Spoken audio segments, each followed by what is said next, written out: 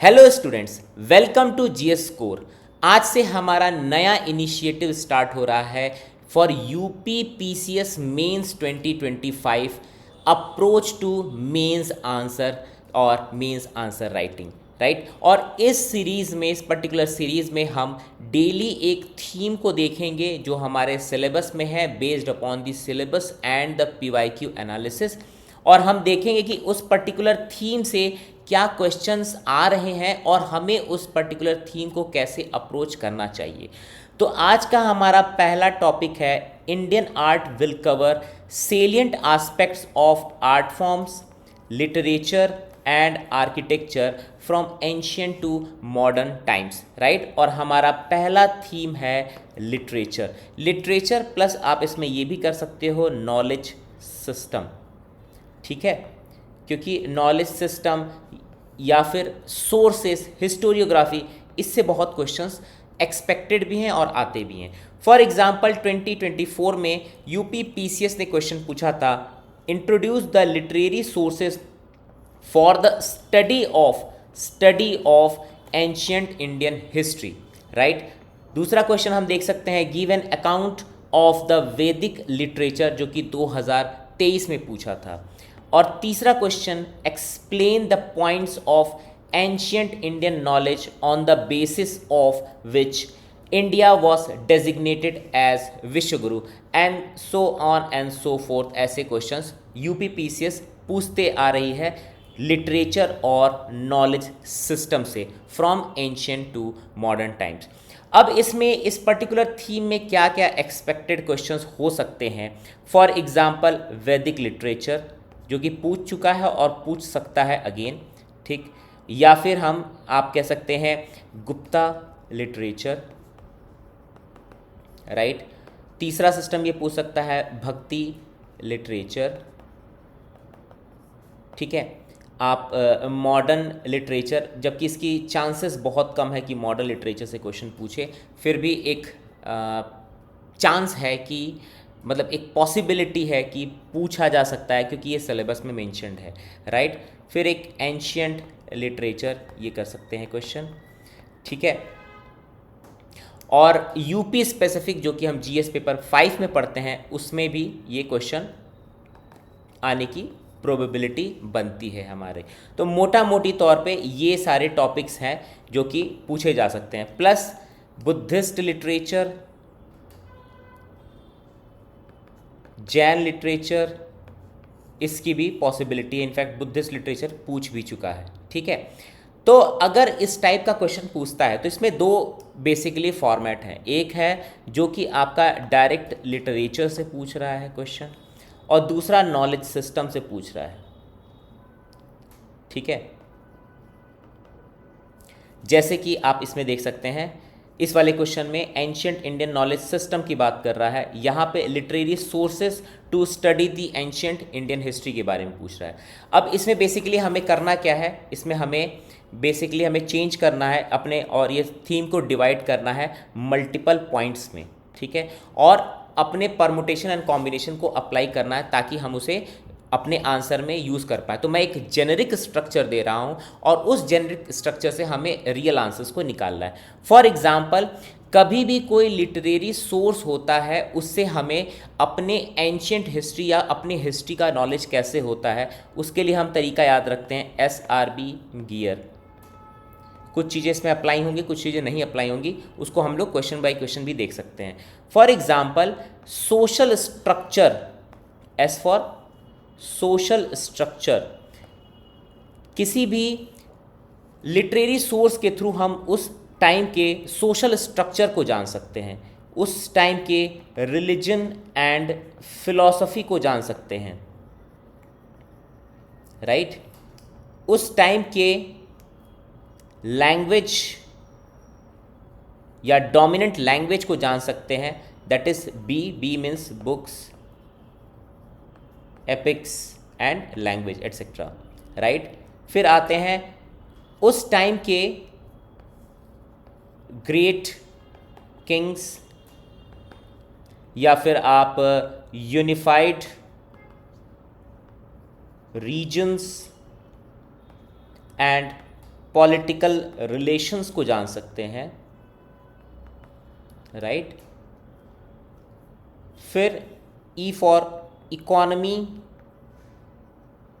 And structure, और social structure के बारे में आप यहाँ पे बता सकते हैं, या इकोनॉमी एंड इकोनॉमिक स्ट्रक्चर के बारे में बता सकते हैं, right. A for art and architecture, इसमें आपका परफॉर्मिंग आर्ट आ जाएगा, राइट, और आर्किटेक्चर आ जाएगा। Then last racial configuration, R for racial configuration. तो ये सारी चीज़ें हम एंशियंट या फिर किसी भी एरा के जो लिटरेरी सोर्सेज हैं उसके या नॉलेज सिस्टम है उसके थ्रू हम एटलीस्ट इन सारे नॉलेजेस, इन सारे इन्फॉर्मेशन को गैदर कर सकते हैं, ठीक है। ये सारे पॉइंट्स तो हमारे अंदर हमारे आंसर में आने ही चाहिए विद सम एग्जांपल्स। तो हम लोग किसी पर्टिकुलर एरा के कुछ कुछ एग्जांपल्स भी देख लेंगे, ठीक है। बट इनमें कुछ प्रॉब्लम्स भी आपको बताना चाहिए। फॉर एग्जांपल गाथा से हम बता सकते हैं किसी भी पर्टिकुलर एरा के लिटरेरी सोर्सेज में problem. For example geographical factors कुछ हो सकते हैं जिनकी वजह से कुछ इश्यूज आ सकते हैं। फिर एक हो सकता है अटैक्स, क्योंकि अटैक्स के टाइम में बहुत सारे लिटरेरी सोर्सेज या कोई भी आर्कियोलॉजिकल सोर्सेज या एंशियंट जो हमारे हिस्टोरिकल सोर्सेज हैं वो डिस्ट्रॉय हो जाते थे, राइट। फिर टेम्पोरल वास्टनेस, ये these are the limitations to understand, और दीज आर द लिमिटेशन जिसकी वजह से हम किसी भी लिटरेरी सोर्स या किसी भी हिस्टोरिकल सोर्स को जानने या उनसे कोई नॉलेज गैदर करने में डिफ़िकल्टीज आती हैं, राइट। प्लस आर्कियोलॉजिकल लिमिटेशंस, इसमें आप लैंग्वेज भी हो सकते हैं, लैंग्वेज का जो कंप्लीट इंटरप्रिटेशन है वो सारी चीज़ें आ सकती हैं, प्लस डेटिंग वगैरह आ सकता है। देन हिस्टोरिकल सेंस, तो एक हिस्टोरिकल सेंस वाली भी इशू है जो कि हमारे लिटरेरी सोर्सेस में काफ़ी हद तक प्रॉब्लम क्रिएट करती है। हिस्टोरिकल सेंस का मतलब यहाँ पे क्या है कि जो हमारे एंशियंट लिटरेरी सोर्सेज हैं they lack manner of history writing because they were encyclopedic in nature.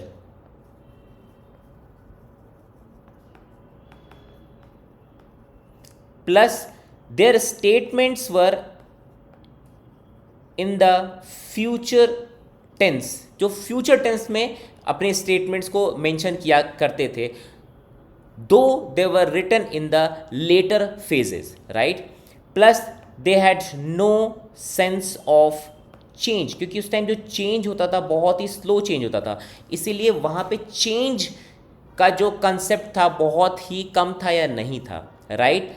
Plus they did not have the idea of time, though we see some eras like Saka era, Vikram era, but फिर भी most of the literary sources या sources में idea of time का जो sense था वो नहीं था। प्लस जो सबसे बड़ी प्रॉब्लम है, दे वर नॉट सिस्टमेटिक,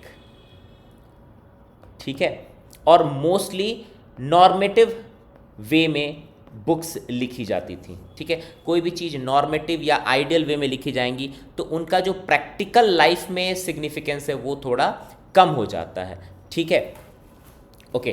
प्लस इसके बाद हम एक और स्ट्रक्चर बनाते हैं इन लिटरेरी सोर्सेज या लिटरेचर या नॉलेज सिस्टम में, दैट इज एस्पोलन। इसका मतलब है स्ट्रक्चर,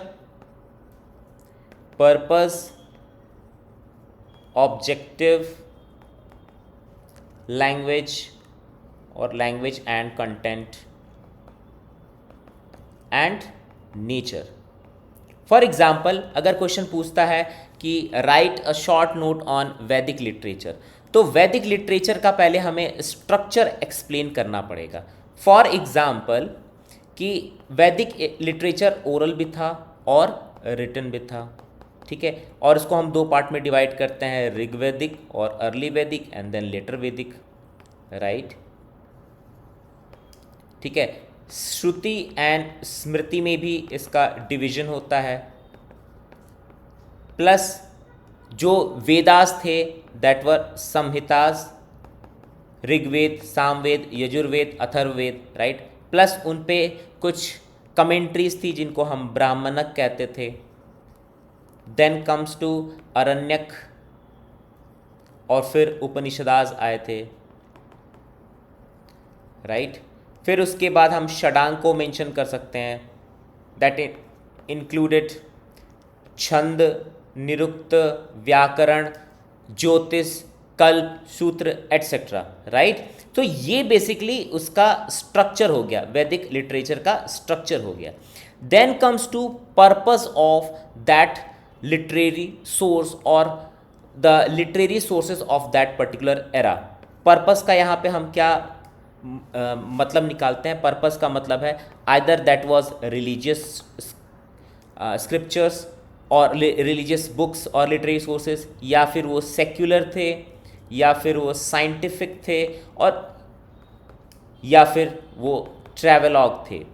तो अगर हम केवल वैदिक लिटरेचर की बात करें तो यहाँ ट्रैवलॉग नहीं होगा, बाकी इन 3 केसेस में हम लोग वैदिक लिटरेचर को डिस्कस कर सकते हैं। फॉर एग्जांपल हम रिलीजियस में बात कर सकते हैं संहितास को, ठीक है, प्लस सेक्युलर में हम कह सकते हैं डायरेक्टली, और रिलीजियस में आप ये डायरेक्ट आप ऋग्वेद को भी मेंशन कर सकते हैं। सामवेद आप कह सकते हो सेक्युलर, क्योंकि उसमें म्यूज़िक, डांस एटसेट्रा की बात की गई थी। साइंटिफिक बात करते हैं तो कल्पसूत्र की बात कर सकते हैं, क्योंकि उसमें डायमेंशंस वगैरह मेंशन थे कि कैसे हमारे डायमेंशन, क्योंकि उसमें मैथमेटिक्स यूज़ हो रहा है, फिजिक्स यूज़ हो रहा है, तो इसीलिए हम लोग वहाँ पे मेंशन कर सकते हैं। ट्रैवलॉग यहाँ पे नहीं कर सकते हैं, बट बहुत सारे लिटरेरी सोर्सेज में हम ट्रैवलॉग को भी मेंशन कर सकते हैं। फिर आता है हमारा ऑब्जेक्टिव। ऑब्जेक्टिव का मतलब यहाँ पे ये है कि either that was meant for ज्ञान कांड और धर्म कांड और कर्म कांड, राइट। तो जैसे अगर ज्ञान कांड की बात करें तो वो फिलॉसफी से रिलेटेड चीज़ें होंगी, या प्योर एम्पेरिकल चीज़ें जो होंगी उनकी बात हम वहाँ पे कर रहे हैं, ठीक है। वैसे ही धर्म कांड हो जाएगा और कर्म कांड हो जाएगा। कर्म कांड मतलब रिचुअल्स की बात कर रहे हैं। लैंग्वेज में जैसे कि वैदिक लिटरेचर है, संस्कृत में लिखा गया है, बट हम केवल लैंग्वेज स्पेसिफिक नहीं बात करेंगे, लैंग्वेज के साथ साथ हम उसके कंटेंट की भी बात करेंगे। फॉर एग्जांपल गोधुली हो गया या गविष्टि हो गया, राइट, या फिर हम उसकी बात कर सकते हैं, यवन प्रिय की बात कर सकते हैं, ठीक है। तो ये अगर हम बात करते हैं इस टाइप में, हम अगर क्लासिफिकेशन करते हैं तो उस टाइम के हम social structure, political structure, economic structure को हम जान सकते हैं, और उसके कुछ कुछ एग्जांपल हर एरा के टाइम पे हमें याद रखने पड़ेंगे। Then comes to nature. ये आपके एनसीईआरटी का बहुत बड़ा सिग्निफिकेंट कंट्रीब्यूशन है नेचर बताने में, किसी भी पर्टिकुलर एरा के लिटरेरी सोर्सेज के नेचर को बताने के लिए। तो फॉर एग्जांपल वो या तो नैरेटिव हो सकता है, नैरेटिव का मतलब प्योर एम्पेरिकल जो ऑब्जर्वेशन होते हैं वो नैरेटिव हो जाते हैं। Then comes to description. फिर आता है हमारा डायडेक्टिक और normative. So for example Mahabharata पहले भारता था, फिर उसके बाद उसमें और इम्प्रूवमेंट हुए और उसका डिस्क्रिप्शन लिखा जाने लगा, जो कि पोस्ट गुप्ता पीरियड के टाइम में, और उसके बाद और जब इसमें इन और रिफॉर्म्स हुए या फिर और एड-ऑन्स हुए, तो उसमें हम देखते हैं महाभारता बनता है, जिसमें न केवल नैरेटिव है उस पर्टिकुलर बैटल या वॉर का, बल्कि उसमें नॉर्मेटिव प्रिस्क्रिप्शंस भी हैं कि कैसे हमें रूल ऑफ लॉ लाना चाहिए, सोसाइटी में कैसे ऑर्डर मेंटेन करना चाहिए, और एटसेट्रा एटसेट्रा, ठीक है। तो हम इस तरीके से इस लिटरेरी सोर्सेज और जो नॉलेज सिस्टम है उनके क्वेश्चंस को, परमुटेशन एंड कॉम्बिनेशन, ये सारे एलिमेंट्स को ऐड ऑन करके हम आंसर्स को लिख सकते हैं। Thank you so much.